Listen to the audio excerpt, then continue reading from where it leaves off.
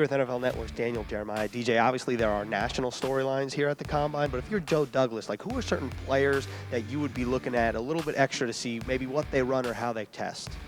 Well, I mean, you can look at everybody, right? When you're picking 4 and 10, I mean, you've got the ability to pick anybody just about in this draft class, so you got to really lock in on all of them. I think, you can look at these offensive linemen up there with Evan Neal and Iquanu. Those are guys you can pay attention to and see how they move around. I guess Evan Neal probably not going to do much out here this week, so you get a chance to visit with them, get to know these kids a little bit.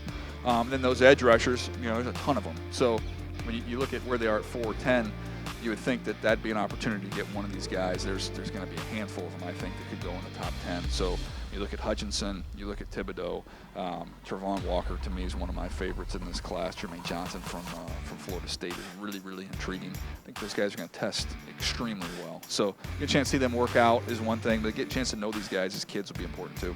So you have Sauce Gardner to the Jets in your latest mock draft. What do you like about that fit, and what do you like about him in particular? I think he's the #1 corner. He's 6'2", he's long. He's somebody that's really, really loose and fluid. A lot of times you get these physical press corners, a little bit tight, a little bit stiff when they have to open up. This kid's just real loose. And, having a chance to be around a guy like Chris McAllister, who was big and long and physical and loose, and you see what he can do to take guys away. I think that'll really free up the rest of that secondary too, because there's some good young pieces there. Bryce Hall's going to be a really good player in this league. He's gotten better and better as he goes along. Well, now you put somebody on the other side that kind of take some of that load off of him a little bit, and then Brandon Eccles and that whole young group that they have will be pretty exciting. 4 picks in the top 38. Just what are the positions that you think maybe fit what the Jets need at those 4 spots? Well, I mean, free agency can change it, right? So whatever they're able to get accomplished in free agency might change some of these needs. But to me, I think a guard would be big if you can get another guard, which I think fits perfectly with where this draft is and where all these picks are. You look at edge rusher. You look at another receiver to kind of add to the stable here.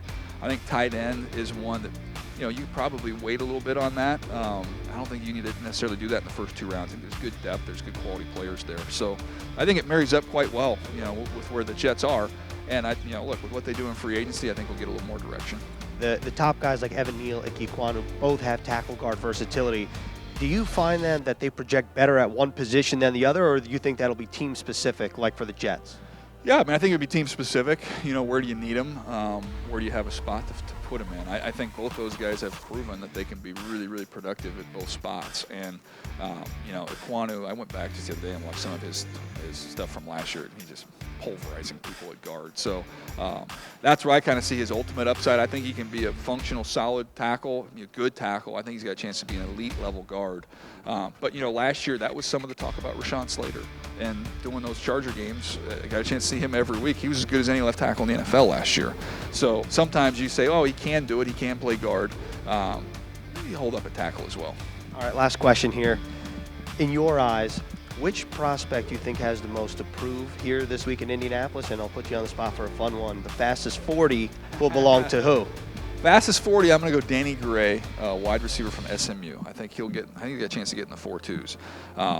Tariq Woolen's going to fly as well, big corner. But I'll go with Danny Gray on that one. And then in terms of most to prove out here this week, I think Kayvon Thibodeau, this is a big week for him to get out here, and not necessarily from the workout standpoint. I think everybody knows how athletic he's going to be, but just teams getting a chance to know him, be around him. I think that'll be an important week for him. Appreciate the time, DJ. Thank you.